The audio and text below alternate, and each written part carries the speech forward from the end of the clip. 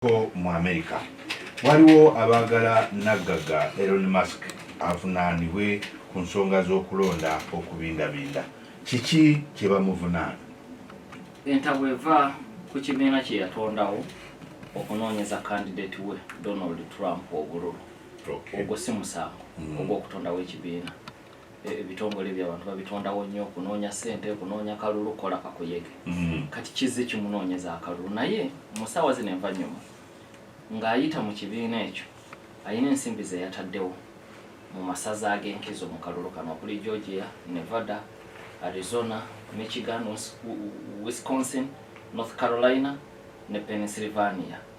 N'ensimbi ezo ayina petitions bbiri ze yataddewo kubanga kwekubira mulanga eri gavumenti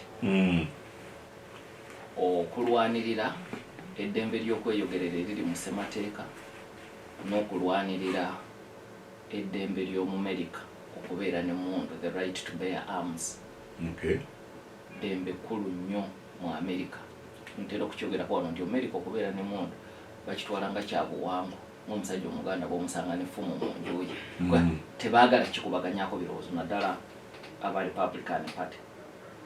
Kaakati ku petitions ezo bulijjo petitions zaabwe bwe bano omulanga tuyina ekiwandiiko kino twagala tukitekeko emikono abantu bwe bati gavumenti etegeere bantu bameka abawagira ekirowoozo kino kisobola okuleetera gavumenti okukikolako.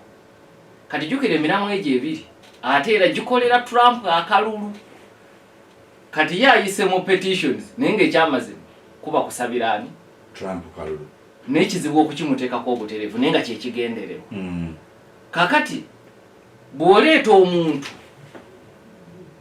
Kazibwe n'aleeta mpinga n'ateeka omukono ku kiwandiiko ne tukakasa nti gwe nze nakusikiriza akusasula $47 so nga ate musaze lya Pennsylvania erisinga enkiiko gonna mu kalulu k'omulundi guno yo yazirinyisiza zirina ku 10. Oleeta omuntu kati teyakomyawo naye naawe yeewandiisizza buli lunaku bwe lunaggwangako ng'agatta amannya nga bakozesa ekyuma nga kirondamu erinnya limu ng'akugabira akakadde ka $1 za America. Akakadde ka $1 za America era agenda kukikola okutuusa nga ennaku z'omwezi 5 ku lunaku lw'okulonda.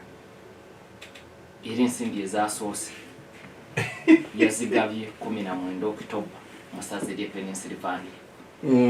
Kaakati awo wavudde obuzibu nti bannabyabufuzi naddala ku ludda lwa DP baga nteekateeka ng'enderere ey'okugulirira abalonzi bawagire candidate we nti bangi ku abo bagenda okusayininga petition eyo bwe bamala ogiteekako omukono nga babuuza ne ku bakandidate ababiri kuba yo petition terina gyegenda kuggwera ejja kukomaawo naye oli bamala ogiteekako nga gakikoma wano ku bakandidate ababiri mu kalulu kano ani asinga okusoosowaza ensonga zino kati tekiriko kubuusabuusa ye ba Republican Party bo tebaagala kuteeka kakwakkulizo konna ku mondo kati bagamba agulirira kalulu nti oluvannyuma lwokanoonya ne kamubula ku budaala bw'ebyobufuzi kuba baddeko na ku budaala bw'ebyobufuzi ne Trump kati asazeewo agule kagule.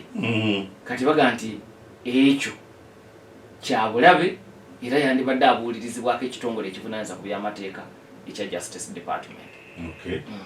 Okay. Naye ekyo Musk kyakola kimenya amateeka ga Amerika ag'ebyokulonda. Kaakati kizibu okuggyayo etteeka erirambulukufu.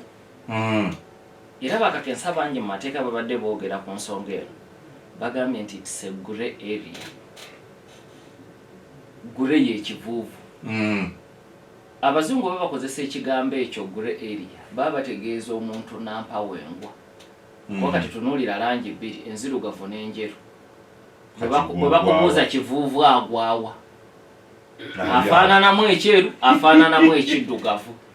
Kati n'ensonga eno mu mateeka ga Amerika ageekuusa ku by'okulonda kizibu okulumiriza obutereevu Musk era ate kukubanga naye yamaze kukyetooloola bannamateeka be ne bannamateeka ba Donald Trump. Kubanga etteeka ly'ebyokulonda mu Amerika kugulirira akalulu ligamba bwe liti omuntu asasula oyo amuwa akalulu oba asasula omuntu okwewandiisa nti mpinga ngenda kuwa ssente wewandiise olonde misango minene era bwe gikukka muve osobola okusasuzibwa engasi ya mutwalo gwa $1 oba okusibwa emyaka 5. Naye njogedde ku nsonga 2. Kusikiriza muntu nansimbi kwewandiisa oba kusasula muntu alonde gwe oba abeeko omuntu gwalonda gwoyagala. Gwe musango. Elon Musk tasasula bantu. Ye ate bayogerako okuteeka omukono ku petition ye oyina nakubanga wewandiisa ddanga omulonzi. Nulo kitalina gwasikiriza kwewandiisa. Ate alina gwagamba nti londa Trump oba londa Kamala Harris. Mu butereevu talina.